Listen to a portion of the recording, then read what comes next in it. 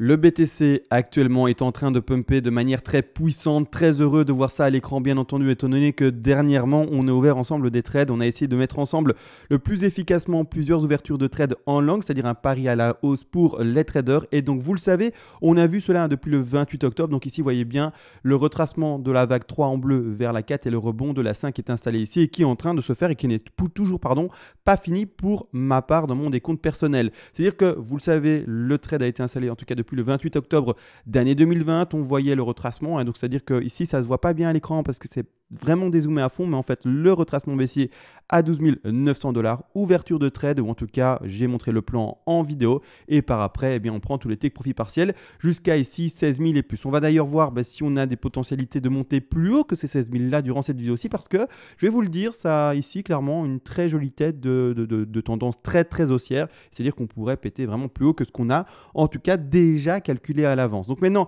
on va regarder tout ça, on va décompter tout ça, mais vous le savez, avant de voir tout cela, de toute manière il y a toujours et encore la petite intro et également la petite phase de remerciement. Et bonjour à tous, ou même ce soir, je devrais dire bonsoir à tous. On se retrouve enfin sur le BTC face au dollar. L'intro, elle est faite microscopique de même pas 2 secondes, mais finalement c'est la signature de la vidéo. Et également, je dois faire les remerciements. Les remerciements, c'est bête, mais c'est le plus important parce que quelqu'un qui récompense le travail de quelqu'un qui essaye d'apprendre des choses, en fait là je parle de moi, hein, la pédagogie que j'essaye d'apporter, et également bien, le temps que je partage à parler devant l'écran, puis après faire le montage également sur mon PC, puis après l'upload, c'est-à-dire le mettre sur internet et puis faire la miniature, bref, le travail en amont, etc. Bref, ça demande beaucoup de temps de manière journalière, et quelqu'un qui est récompensé, comme j'ai dit, eh bien, pour tout ce partage et également cette dépense entre guillemets de temps, c'est quelqu'un qui va bien, être endurant et perdurer dans le temps. Donc merci à toutes ces personnes qui font des donations, parce que oui, le système économique dans lequel on vit, eh bien, c'est le temps, c'est de l'argent. Et donc merci aux personnes bien, qui ont compris cela. Vous le savez d'ailleurs, bien, les donations sont possibles, j'ai du mal à parler, mais c'est pas grave, je vais y arriver. Les donations sont possibles par palier. D'ailleurs, vers les premiers paliers de donation, je vous envoie en contrepartie pour vous remercier finalement à mon tour toutes les règles d'Elliott en français. Je rappelle également, avant d'entrer vraiment maintenant dans l'analyse etc., le PDF et donc tout le document ici en français, j'ai écrit de manière concise en une trentaine de pages, tout simplement parce que j'ai pas envie de faire semblant avec vous, vous faire envoyer un volume de 200 pages et du coup vous faire semblant avec de très jolies phrases. Non, l'objectif ici, c'est au contraire de vraiment synthétiser, faire un beau gros résumé de tout et que tout soit concis et apprenable finalement le plus rapidement possible. Que ça soit pour le débutant et également pour les personnes avancées, bien entendu, étant donné que tout s'y retrouve. Et voilà, maintenant tout a été dit, j'ai eu un peu de mal à exprimer mes idées, mais c'est pas grave, c'est pas grave, on part enfin dans le vif du sujet et j'espère que mon esprit sera plus clair. Donc ici, clairement, en fait, on est dans le décompte. Je vais vite dézoomer pour ceux qui ne sont encore jamais arrivés sur la chaîne. On est dans un plan boule et un plan sacrément boule. On va pas se cacher. C'est un plan qui monte et qui peut monter alors jusqu'aux 100 000. Donc ici, c'est le rectangle rouge qu'il faut regarder. Là, pas là. Le développement bleu, il est posé pour le moment de manière aléatoire. Mais les objectifs qui ont déjà été calculés sont ici en rouge, d'accord? Donc ici jusqu'aux 120 000. Clairement, c'est très boule. Malgré tout, nous, on s'amuse à faire quoi? À décompter les toutes petites vagues ici, etc. ensemble. Et c'est ce qu'on va faire durant cette vidéo parce que, on fait le suivi actuellement parce que, comme dit, on a déjà fait une vidéo vers midi ou ce matin, je ne sais plus, avant midi, je pense. Très complète et où on voyait le pump tout simplement, et donc parfait pour ceux qui sont rentrés dans ce trade là, qui ont réussi à prendre le train. Vous avez du coup pris d'office un premier TP, maintenant le deuxième TP s'en approche, on va regarder si oui ou non il a été pris pour certains, mais une chose est sûre, c'est que le pump n'est pas fini, ou en tout cas je dis une chose est sûre, c'est que mon décompte n'est pas fini. Maintenant si le pump était fini, que ça crachait comme ça et que ça retournait à 3000, bon on a tous loupé notre coup, c'est pas grave, un trade perdu, on retourne sur une autre analyse. Mais clairement, mon analyse ici m'a dit que le trade, ou en tout cas pas le trade, mais la hausse ne serait pas finie. Donc on va analyser ça ensemble, bien entendu. C'est-à-dire que là, pour analyser les petites vagues qu'on va voir ensemble, donc d'ailleurs je retire le stop loss, boum, pas important là maintenant aujourd'hui. On en a déjà beaucoup parlé hier. Le stop loss, vous le rentrez à votre point d'entrée maintenant. Je pense que c'est clair. Vous êtes d'office rentré soit sur les 2900, les 12 900 $, 13 000 $, soit un peu plus haut, 13 000 et quelques. Donc clairement, maintenant, vous rentrez votre stop loss à votre point d'entrée. Vous n'avez plus d'exposition perdante par rapport au stop loss. D'accord, ça c'est sûr. Maintenant, vous avez d'office pris, j'ose espérer, un take profit partiel. Si vous ne l'avez pas pris, vous n'avez pas respecté la stratégie. Prenez votre TP. C'est pas une blague. Prenez votre TP, take profit partiel, bien entendu. Et maintenant, si la méthodologie a été tenue, eh bien, vous ne pouvez plus être perdant. Vous êtes en bénéfice d'office et maintenant, vous sirotez plus devant la piscine du coup parce qu'il fait un peu froid actuellement, sauf si vous avez une piscine intérieure. Bah, du coup, on va le dire, sirotez votre cocktail devant votre piscine intérieure et vous continuez bien tout simplement à regarder les bénéfices maintenant s'engranger, étant donné que tout le risque management a déjà fait en amont, fait en amont. Donc maintenant, on va partir dans le décompte. Alors, on va regarder après les objectifs, d'accord? Mais ce qui m'intéresse ici surtout, c'est le décompte orange. D'accord, le décompte orange qui est légèrement en retrait et qu'on ne va pas bien. D'accord, ce décompte orange-ci, on va le travailler, bien entendu, et je vais passer pour travailler celui-ci en horaire. Hop, je ne vais pas aller en plus petit, hein. En quart d'heure, j'ai pas envie. Hein. Je vous le dis, le quart d'heure, ça devient casse-tête, ça devient très compliqué, et c'est un travail qui, pour moi, n'est pas pertinent et qui va finalement apporter le même résultat que le travail en time frame plus grande. Donc ici, clairement, pour moi, eh bien, on regarde ici un sommet, je remets bien en fait mes bases, hop, ici, un sommet de 3 à trouver, qui... il me semble, n'a toujours pas été trouvé. D'accord? Alors, je vais vous montrer, bien entendu, en horaire, pour le moment, on fait des plus hauts qui sont toujours plus hauts et aucune divergence sur le RSI. Donc ici, c'est ça que j'essaie de montrer. Le cours en horaire nous a bel et bien fait ici un plus haut et le RSI nous a fait un plus haut au même endroit. D'accord? Il n'y a pas la moindre divergence. Pour moi, dans le sous-décompte ici, on ne serait pas encore en horaire pour le travailler. Attention, vraiment, ce sous-décompte-là, je le travaille en horaire. Pour travailler les autres vagues, je vais travailler des time frames plus grandes. Donc les vagues orange, je vais les travailler en plus grand. C'est-à-dire qu'en fait, là maintenant, je vois en fait ce sommet-là, qui est actuellement fait aux alentours des... Attention, les prix ici sont de Bitfinex, ça change selon les échanges, attention, de quelques dollars, 15 283 $. Clairement, mais pour moi, en fait, le sous-décompte serait plutôt celui-ci. Alors, je vais maintenant l'indiquer à l'écran, je zoome, je zoome, je zoome. Je vais mettre en retrait certaines choses. La grosse ligne bleue ici qui gêne, hop, je la mets en retrait. Et au contraire, ce qu'on travaille en fait maintenant, je vais quand même le mettre en plus évident, c'est-à-dire que je vais mettre en minor et je vais également lui mettre la ligne plus en avant. C'est-à-dire qu'ici, clairement, en fait, la 2 vers la 3, pour moi, est encore sous-décompté en ceci. N'oubliez pas, c'est un peu comme des poupées russes. Il y a toujours des vagues qui sont plus petites que les précédentes. Et il y a toujours des finalement vagues également qui sont plus grandes que celles qui sont plus petites. C'est bizarre dit comme ça. Mais vous aurez compris. Poupées russes, et là, c'est encore mieux expliqué. Mais c'est-à-dire qu'en fait, mets ça en blanc, voilà, et mets des lignes un peu moins épaisses ici pour ce degré-là. Pour moi, il y a une 1, puis il y a une 2. Pour moi, il y a une 3 là.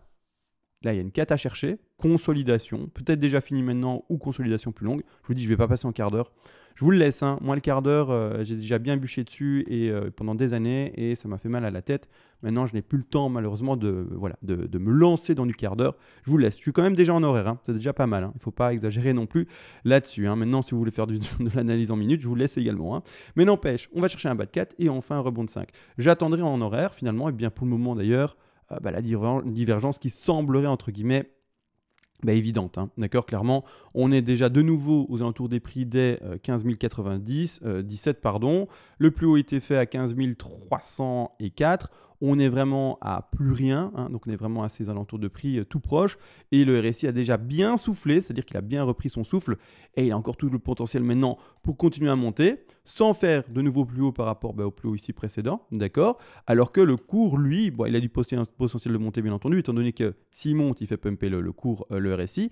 Mais c'est-à-dire que lui, au contraire, s'il pump pour faire monter le RSI de cette manière, il a toutes les chances de passer au-dessus du précédent plus haut, d'accord. C'est-à-dire que le RSI va nous indiquer une divergence.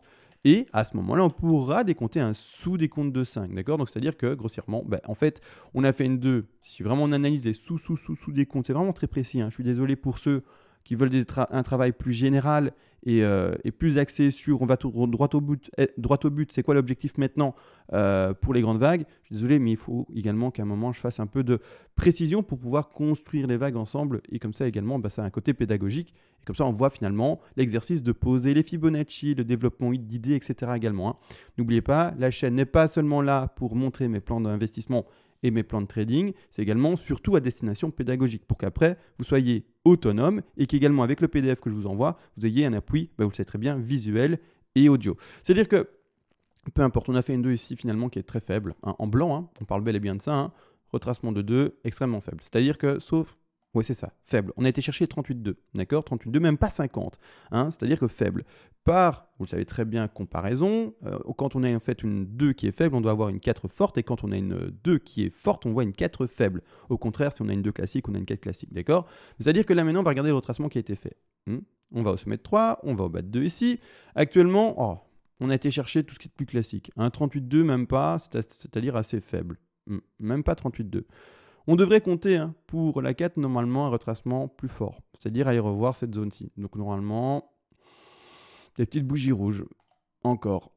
D'accord, donc ici, zone d'achat pour ouvrir un long, c'est-à-dire entre le prix des 14 775 $ et ici un peu plus bas, ici également les 14 618 $. Même voir, pour ceux qui sont les plus agressifs, entre guillemets, et qui veulent jouer une exposition minimale par rapport à leur stop loss, eh bien vous allez chercher carrément les 14 618. Maintenant, encore une fois, à vous de voir comment vous voulez le faire. Maintenant, si jamais le BTC se montrait plus pumpy et qu'il faisait une très faible 2, et en plus de cela, il faisait une très faible 4, et qu'il s'arrêtait en fait dans ces niveaux-là, qui n'allaient pas plus bas, c'est une occasion d'un trade qui n'a pas été pris. Et puis c'est tout. Et puis c'est comme ça, on passe à autre chose, d'accord? Tant pis, on n'a pas ce trade-là, on passe à autre chose. Le cours, il a pumpé sans nous, et peu importe, d'accord? C'est comme ça. Malgré tout, théoriquement, on doit attendre la 4 dans ces niveaux de prix, d'accord? Boum, on va là, et puis après on rebondit vers le haut. Là maintenant, les objectifs de cette 5-là sont lesquels du coup? On va partir, théoriquement, qu'on va chercher entre les 38,2 et les 50. Je vais même le poser pour être très propre dans la théorie, à 50, d'accord? C'est-à-dire ici à 14 615 $. À ce moment-là, hop, on va placer son Fibo, on va en sommet de 1, je suis curieux. La 3 a été chercher combien? 161,8 un peu plus, les 200 presque. Dommage, ce n'est pas un objectif extrêmement propre. Je rappelle tous les objectifs d'une 3 classique, 161,8, 261,8, 423,6 et de manière plus rare, on est les 200 et les 361,8% de Fibonacci. Ici, clairement, bon, ben, on finit un peu au milieu des deux, on touche presque les 200 sans les toucher, et surtout que les 200 ne sont pas une target à privilégier. Donc bon, dommage. Malgré tout, c'est pas grave, on fait bien un top, il y a une belle réaction actuellement de consolidation, entre guillemets, horizontale, même si tout de même, c'est quand même descendu. Malgré tout, là maintenant, on va enfin regarder du coup eh bien, notre petit objectif de 5. Comme dit, on part sur le scénario où on retracerait et on ferait la théorie parfaite. Si jamais ça peut un peu plus fort, il faudra que vous, pour votre trade, si vous êtes déjà rentré dans un long, maintenant, dans les petits moments maintenant des 14 800 à un peu plus 15 100, 15 200, eh bien, on va regarder les objectifs et vous devrez bien, déplacer votre stop loss par rapport au réel plus bas qui a été fait actuellement à 14 800. D'accord? Peu importe. Maintenant, on part, comme dit, théorie, on va à 14 600 et puis rebond. À ce moment-là, les TP vont être les suivants. Toujours les mêmes d'ailleurs, en fait, quand on a une 3 qui dépasse les 161,8, eh bien, on va placer 7 TP-là, c'est-à-dire 16 objectifs de 5, qui sont les 100% de Fibonacci. D'accord. Ensuite, également, donc rouge, quand vous passez en trade ici à la baie, enfin, dans les zones basses ici, on met vert, c'est-à-dire qu'on ouvre un trade en long. Puis par après, on clôture son trade par take profit partiel, petit à petit. Vous savez très bien la méthodologie de trading que j'explique finalement dans toutes mes vidéos, ou que j'essaye en tout cas d'expliquer dans toutes mes vidéos. Aujourd'hui, j'ai l'impression d'un peu le survoler, mais c'est pas grave. Écoutez, dans certaines vidéos, je suis plus précis et plus pédagogique. Et aujourd'hui, je survole un peu plus parce qu'il y a déjà eu une vidéo ce matin, je ne vous le cache pas. Et donc, vous avez déjà pas mal de contenu aujourd'hui. N'empêche, premier objectif pour, attention, je précise, ça c'est quoi ces petits TP-là? Il ne faut pas les confondre avec ceux-là, d'accord? Ces TP-là correspondent à ceux qui ont joué une ouverture de trade par rapport à 12 009 et là-bas en bas, d'accord? Donc ici, ces TP-là ont déjà été installés pour la grande vague bleue. Mais les personnes qui rentrent en fait dans ce trade actuellement, le trade que je suis en train d'initier et montrer ici en vidéo, vous voyez, clairement, ces personnes-là ne vont pas jouer la même chose parce que leur stop loss est tellement pas placé plus haut qu'elles n'ont pas finalement cette même entre guillemets volatilité qu'elles peuvent accepter. C'est-à-dire que nous, en tout cas les personnes qui sont rentrées à 12 009, 13 000, donc finalement ceux qui sont depuis le 28 octobre dans le train, d'accord, ici, comme montré dans la vidéo, boum, 12 009, ouverture de trade haussier, boum, et c'est parti. Eux, ils peuvent finalement accepter une volatilité et une baisse et un retracement assez important. Mais les personnes, parce que le stop, il est là, en bas, d'accord? Pour le moment, il n'est pas monté de manière exagérée. Il est soit à votre point d'entrée, soit légèrement dans le vert, mais il n'est pas, d'accord? Mais les personnes qui rentrent dans ce nouveau trade-là, c'est plus le même trade, il faut le comprendre. Donc ici, attention, ces grands carrés rouges correspondent à ceux qui sont là-bas en bas, d'accord? Mais nous, on fait un trade là. Vous voyez où il y a mon curseur là? C'est plus du tout la même chose. Le stop loss, il va être placé quelque part par là, d'accord? Alors que les autres, ceux qui sont rentrés avant, ils ont un stop qui se retrouve plutôt dans cette zone-là. Vous voyez? Donc, c'est-à-dire que ça n'a rien à voir. Il faut s'adapter par rapport à l'entrée où on a été. D'accord? Donc ici, je suis en train de démontrer, ou en tout cas de montrer en vidéo, un autre trade, d'accord? Un autre trade pris par d'autres personnes. Donc, pas mélanger les choses. Les objectifs qui ont été montrés dans les vidéos de ce matin sont à garder. D'accord?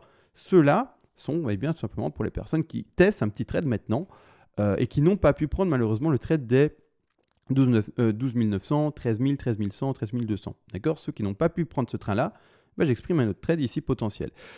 C'est-à-dire, vous devez, dans cette configuration-ci, mettre votre stop un peu en dessous des 50, donc vers les 14 562 $ pour donner un exemple, et par après mettre le TP numéro 1 à 15 518 $, TP numéro 2 ici également à 15 956 $, et TP numéro 3 à 16 673 $. Ce qui va être intéressant, c'est surtout qu'en fait cette 5 en blanche, j'ai du mal à la prendre. Oh, j'ai réussi, super. Va déterminer en fait le sommet de ma 3, ou plutôt va déterminer le sommet de notre 3, d'accord? Mais ici, vous allez comprendre une chose, je vais dézoomer, donc là le plan de trade a été mis pour ceux qui veulent rentrer là-dedans, d'accord? Je vais effacer ça maintenant, il y a trop de détails, et maintenant on va s'attarder sur les grandes vagues en orange, et donc on va déterminer après la grande vague ici en bleu. Mais c'est-à-dire qu'ici clairement une chose est sûre, je retire également ce stop loss, pardon, et le point d'entrée ici également. C'est-à-dire que là maintenant, en fait, vous voyez bien, j'ai pas du tout fini mes vagues oranges, en fait. Et c'est ces vagues oranges-là qui vont déterminer la fin de cette grande 5-ci. Donc en fait, la hausse a encore vraiment beaucoup de souffle. On va en 4 heures, pardon, pour travailler les vagues oranges. Et clairement, donc on voit notre vague 1, un retracement. On voit ici pour le moment la vague 3 qui est en train de se dessiner, d'accord, qui n'indique non plus toujours pas de divergence. Oups, excusez-moi, notification. C'est-à-dire que ici, clairement, il faut comprendre une chose, c'est que on a encore tout un potentiel haussier. On n'a toujours aucune divergence en 4 heures, c'est-à-dire que là, clairement, quand ça va pumper pour aller chercher notre 5, on a toute notre chance de retrouver également un léger plus haut sur le récit en 4 heures, d'accord. Par après, on trouvera notre plus haut réel en 3, d'accord, orange, qui est indiqué ici. Un retracement par après sur le récit pour aller chercher notre bas de 4 ici. Puis après, un pump de 5, et là, on trouvera une divergence, c'est-à-dire un plus bas qui est plus bas, enfin un plus haut, pardon, qui est plus bas que son précédent plus haut. Et puis après, de nouveau, une petite correction ici. D'accord? Donc clairement, c'est ça qu'on doit pouvoir identifier sur le BTC. En tout cas, je vais essayer d'identifier ça dans les timeframes que je viens de vous montrer. Maintenant, on va l'analyser ensemble, etc. De toute façon, le suivi sera fait de manière journalière. Et s'il y a une erreur quelque part ou si on doit se réadapter, on essaiera bien entendu de le faire. D'accord? C'est-à-dire que là, à partir de ce moment-là, on va attendre dans ce décompte-là seulement le sommet de 3 ici que l'on voit et bien finalement en orange. D'accord? Je vais mettre maintenant les blanches un peu en retrait. En orange. C'est-à-dire, on a fait un retracement de 2 qui est plutôt... On va regarder ça. Je ne sais plus. Fort, faible, je ne sais plus. Je zoome. Qui est plutôt fort. On a dépassé les 61,8. Donc là, par contre, la 4, plutôt faible. D'accord? J'explique tout maintenant de manière pédagogique. Comme ça, après, vous-même, vous avez compris, vous pouvez vous adapter et sur vos échanges refaire la même chose. Et puis même, si un jour, imaginons, je me casse la jambe, je ne me souhaite pas le malheur de la pandémie, d'accord? Mais imaginons, je me casse la jambe, je ne peux pas faire de vidéo. Vous serez là et vous pourrez le faire parce que je vous ai déjà tout dit de comment placer les fibos, comment maintenant privilégier quel point d'achat, etc. Donc, forte 2. C'est-à-dire qu'à ce moment-là, quand vous aurez trouvé le sommet de 3, on va attendre un retracement de 4. Retracement de 4, on va placer au sommet de 3 le fibo. On va aller à la racine. Attention, je vais expliquer après pourquoi mon fibo s'installe comme ça et pas chez vous, en tout cas pour la plupart. Mais c'est-à-dire qu'on va privilégier bien les 23,6. D'accord? Non pas les 38,2, non pas les 50, mais les 23,6. Et rebond. Pourquoi est-ce que mon fibo est dans ce sens-là? Vous allez vous dire, mais moi, quand je mets mon fibo, que je le mets dans le sens de clic que tu as fait, c'est-à-dire, eh bien, vous l'avez vu, je prends mon fibo, je vais au sommet de 3, je clique une fois, je vais en bas de 2, je clique 2, d'accord, sur le fibo de retracement. En fait, c'est parce qu'il n'est pas en régulier, entre guillemets, il est en reverse. C'est-à-dire que vous voyez bien ici, j'ai sélectionné une option qui le retourne, tout simplement. Après, c'est une question d'aisance par rapport à la manière de manipuler ces fibos. À vous de voir si vous voulez cliquer comme moi ou si vous voulez cliquer comme vous l'avez peut-être fait depuis tout le temps. Et puis voilà, bon, après, c'est une question personnelle. Et également, juste parce que parfois on me dit, mais j'ai pas les fibos que tu as mis, etc. Il faut savoir que les fibos que j'utilise moi, c'est de la recherche, premièrement. Les 113, par exemple, je sais que c'est par expérience des fibos qui sont utilisés sur les bourses traditionnelles. Les 123, 127 plutôt sur les crypto-monnaies et le forex. Enfin bref, il faut comprendre une chose, c'est que tout ce que j'ai comme fibos ici, c'est des fibos personnels. Vous pouvez utiliser d'autres fibos, mais si vous utilisez d'autres fibos, il faut avoir une raison. D'accord? Moi, ici, clairement, c'est des années d'études, entre guillemets, c'est-à-dire d'expérience surtout. Et quand je dis d'études, c'est pas d'études, comme si je faisais des études. C'est vraiment d'études je fais des exercices analytiques et en fait, tous les jours, j'analyse des graphiques. Vous voyez bien sur ma chaîne, ça fait 3 ans qu'on fait ça ensemble, mais je faisais ça également avant. D'accord? Donc, il faut comprendre, c'est des années d'expérience et finalement, voilà, pas d'expertise, mais d'exercice finalement. Voilà. Et donc, du coup, par expérience, etc., documentation également, eh bien, j'ai trouvé ces Fibonacci ici et ils me correspondent totalement pour faire mes analyses et mon travail, d'accord? Donc ici, voilà, mes Fibos, etc. Bref, vous pouvez tout modifier ici, hein, les petits chiffres, etc., si vous voulez les mêmes, vous faites ça. Peu importe, petite parenthèse finie, donc retracement de 4 faibles, et enfin, l'extension de la dernière 5, ici en orange, c'est-à-dire qu'on va placer ceci, hop, on va en mode 4, et par après, les derniers objectifs de notre petite 5, objectif 161,8, à 15 809, objectif 5 ici 16 278 et objectif 5 après 260, 200 non, à 261,8 oui pour le Fibonacci, mais par contre 17 000 $. Clairement, là à partir du moment où je lirai le dernier rebond de 5 en orange, la divergence en 4 heures et à ce moment-là un plongeon, je validerai enfin la fin du gros pump que l'on voit ici en bleu. Je vais mettre un degré assez élevé, millénium un peu plus, ici en bleu, et par après on pourra avoir une correction, d'accord? Attention, hein, je vous l'ai dit, hein, poupée russe, hein, c'est-à-dire que j'essaie de prendre ma petite 3 ici, et qui est en fait un degré supplémentaire. Et puis après correction de 4, d'accord? Et puis après, on peut continuer. Et puis, on va dans les degrés encore plus grands, plus grands, plus grands. Vous voyez, hein, il y a chaque fois, je vous l'ai dit, un peu pérus. Hein. Après, il y a un degré encore plus grand. Hein. Vous voyez, et ça n'arrête pas. Hein. Les degrés, ils y vont. Hein. Donc ici, je vais le mettre en plus visible parce que je l'ai mis un peu en retrait parce qu'il y a trop de degrés et finalement, on se perd.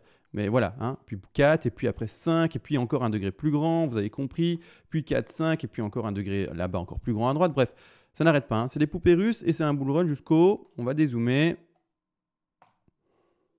jusqu'au 120 000. D'accord, l'objectif c'est 120 000. Et alors là, j'ai dit en début de vidéo que ça n'avait pas été posé de manière définitive. D'ailleurs, je l'ai fait sur l'autre graphique, il me semble. Ah, super. Je l'ai fait ce matin, en fait, ça. Super. En fait, voilà, nickel. Voilà. C'est ça. D'accord, là, simplifié à fond, seulement les grosses vagues. Nous, on est en train d'analyser quoi? Comme ça, vous le voyez et vous le savez également. Ça vous ouvre un peu les yeux sur le degré qu'on travaillait ensemble. En fait, nous, on travaille quoi? Des tout petits machins là. Hein, ce que je viens de zoomer, tout montrer et décompter, c'est vraiment des tout petits trucs là. Alors que nous, on voit plutôt des grosses vagues et un truc énorme qui va vers, normalement, boule fort, les 120 000, 118 000 pour être très précis. Donc voilà, maintenant, j'espère que cette vidéo vous aura aidé. C'était fort pédagogique aujourd'hui. Hein. Vraiment, je sais que les néophytes n'ont peut-être pas compris en fait l'objectif de cette vidéo aussi. C'est vraiment pour driller, pour montrer comment on réfléchit, comment est-ce qu'on peut analyser un graphique. Et donc voilà, j'espère que ceux qui vivent en fait la chose et font en fait sur leur graphique leur propre décompte peuvent avoir également une opinion et une comparaison avec ce qu'ils ont fait. Également une petite précision pour tous ceux qui font des exercices, etc. Il faut savoir que je ne suis pas le professeur avec le résultat, et c'est-à-dire également, 1 plus 1 est égal 2. Non, l'Elliott Wave et l'analyse, ce n'est pas 1 plus 1 égale 2. C'est comment dire, interprétation entre guillemets, c'est-à-dire que parfois je peux me tromper et vous-même qui avez peut-être moins d'années d'expérience, vous avez la bonne réponse. Et puis même, je veux dire, il n'y a jamais quelqu'un qui a cette fameuse boule de cristal pour savoir exactement ce qui va se passer. On fait un plan de trading, il se passe bien, tant mieux. Et voilà, maintenant, il faut savoir qu'il ne faut pas se dire parce que CMA, il a montré ça en vidéo, c'est lui qui a raison. Non, vous avez peut-être raison et peut-être que moi, je me gourre totalement. Ça, c'est quelque chose à avoir en tête, d'accord? Je voulais le préciser. Je ne suis pas le professeur qui vous montre le résultat finalement définitif, exact et qui ne sera jamais remis en cause. D'accord? Je vous montre mon résultat. Est-ce que c'est le définitif et le résultat parfait? On verra. On verra. D'accord? S'il faut se repositionner après, je me repositionnerai après. Si vous avez eu un meilleur décompte, vous avez un meilleur décompte. Et puis c'est comme ça. Il n'y a pas d'orgueil, il n'y a pas de fierté à mettre en jeu. Il faut accepter que bref, on joue avec un risk management, c'est-à-dire un stop loss, une exposition, bien entendu, et puis c'est tout. Et on essaye de se finalement dépatouiller dans tout ça avec les indicateurs que l'on veut. Pour ma part, c'est beaucoup de travail de Fibonacci et d'Elliott Wave. Si vous préférez les Ichimoku, vous utilisez ces fameux nuages. Si vous préférez des oscillateurs particuliers, vous utilisez des oscillateurs. Si vous préférez des moyennes mobiles ou que sais-je comme autres indicateurs, vous utilisez d'autres indicateurs. C'est très important de comprendre cela. Maintenant, tout a été réellement dit, il me semble. Voilà, écoutez, on s'attend pour un pump encore un peu plus fort. En tout cas sur cette chaîne-ci. Et voilà, je vais vous laisser. Je vous souhaite à tous une très très bonne soirée. Et j'espère vous revoir d'ici bientôt. Étant donné qu'enfin, il y a des choses à dire. Et enfin, c'est fini cette espèce de range, on ose l'espérer, dans cette zone finalement des 3000 $ à 19 000, d'accord? On espère enfin péter ces fameux 19-20 000 pour être réellement bull parce que, je rappelle, j'allais clôturer la vidéo, mais tant qu'on reste en dessous des 19 000, on ne peut pas affirmer à 100% qu'on est bull. D'accord? Celui qui dit qu'on est bull, dans un marché bull sans avoir pété les 19 000, 20 000, il avance un scénario. Moi, je dis qu'on est bull, mais c'est un scénario avancé. Mais je n'ai pas cette certitude et cette boule de cristal. Peut-être que, qui sait, grosse catastrophe, on monte et puis boum, d'accord? Ça, personne ne le sait.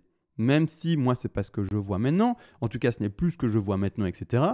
Ça peut toujours être possible. D'accord? Donc, ayez conscience que nous, on joue encore et toujours, et vous, je vous espère également, avec une stratégie pour couvrir également et bien, du coup, le risque que l'on peut avoir sur les marchés financiers. D'accord? Et donc, c'est-à-dire surtout les marchés spéculatifs. Donc là, maintenant, tout a été dit. Vraiment, je mets un point à cette vidéo. Je vous souhaite, comme j'ai dit, en fait, il y a déjà maintenant de ça 5 minutes, une bonne soirée. Et on se retrouve à demain. Ciao!